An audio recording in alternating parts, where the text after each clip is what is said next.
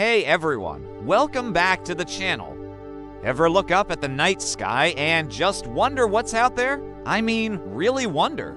We see countless stars, each one a distant sun, many with their own planets. For centuries, we've been content to just gaze from our little blue marble. But what if that's about to change? What if, instead of just looking up, we start moving up? Today, we're diving into a massive question. Could space actually become our new neighborhood? Let's start with the why. Why would humanity even consider leaving Earth, our perfect, life-sustaining home? Well, for one, Earth might not be perfect forever. Climate change, resource depletion, overpopulation, these are huge challenges. Having a second home, a backup plan, isn't just science fiction anymore. It's starting to look like a wise long-term strategy. Plus, there's the human spirit of exploration. We climbed the highest mountains. We dived to the deepest oceans. The drive to explore what's next is part of who we are. Space is, quite literally, the final frontier. So, where would we go? The most obvious first step is our celestial next-door neighbor, the Moon. We've been there before, but this time, we wouldn't just plant a flag and leave. We're talking about building a permanent base. The Moon is close, just a 3-day trip, which makes it an ideal staging ground for missions further into the solar system. We could mine it for resources like water ice, which can be broken down into hydrogen and oxygen for rocket fuel and breathable air. A lunar base could become a bustling science lab, a manufacturing hub, and even a tourist destination. Imagine taking a vacation to see the Earth rise from a hotel on the Moon. But the Moon is just the beginning. The real prize for many scientists is Mars, the red planet. It's further away, a journey of 6 to 9 months. And it's a much harsher environment. Its thin atmosphere offers little protection from radiation, and temperatures can plummet to bone-chilling lows. So, why Mars? Because it's the most Earth-like planet in our solar system. It has a 24.5-hour day, polar ice caps, and evidence of ancient rivers and lakes. This suggests that billions of years ago, Mars might have been a warm, wet world, maybe even one that supported life. The dream for Mars isn't just a base, it's terraforming. That's the process of engineering a planet's environment to make it habitable for humans. We could potentially release greenhouse gases trapped in the Martian soil and ice caps to thicken the atmosphere, warm the planet, and create liquid water on the surface again. This is a monumental task, something that would take centuries, if not millennia. But every epic journey starts with a single step.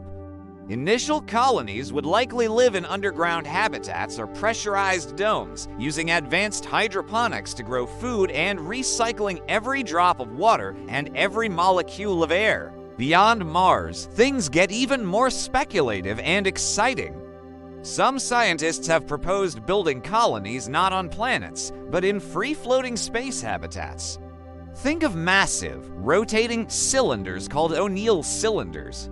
They would spin to create artificial gravity, and their inner surfaces could be landscaped to look just like Earth with forests, rivers, and towns. These islands in space could be positioned anywhere in the solar system, orbiting the sun in a sweet spot where they get constant solar energy.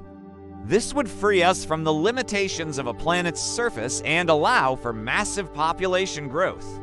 Of course, the challenges are astronomical, no pun intended. The first major hurdle is just getting there. Rocket technology has come a long way, thanks to companies like SpaceX, but launching people and materials into space is still incredibly expensive and dangerous. We need cheaper, more reliable launch systems before we can even think about building cities in space.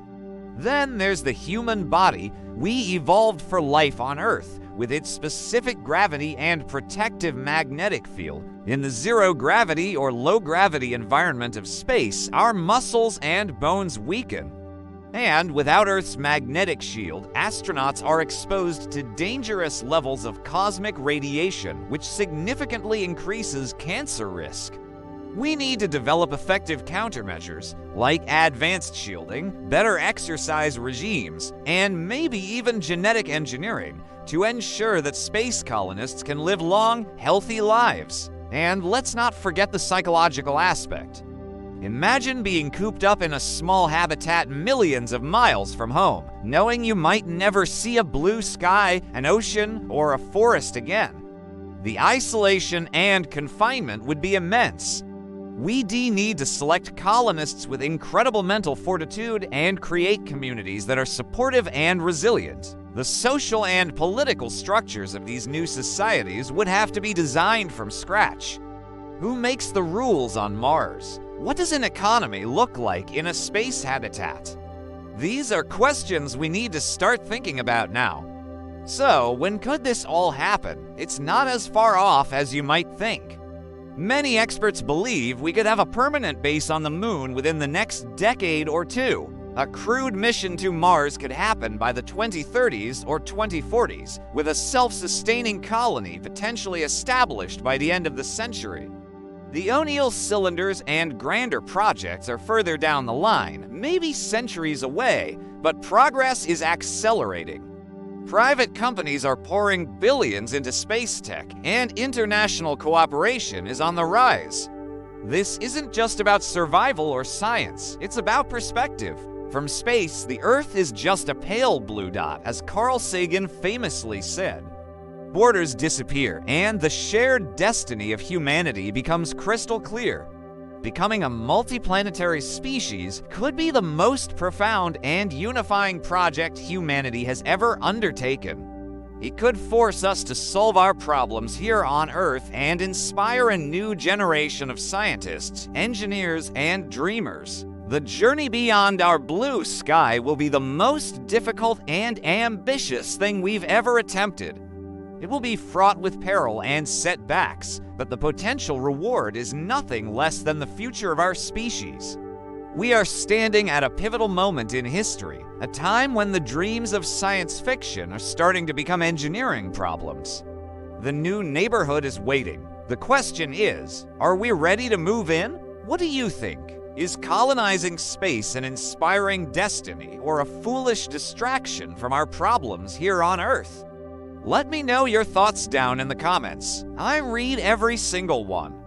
Thanks so much for watching, and if you enjoyed this journey into the future, make sure to hit that like button and subscribe for more. See you in the next one.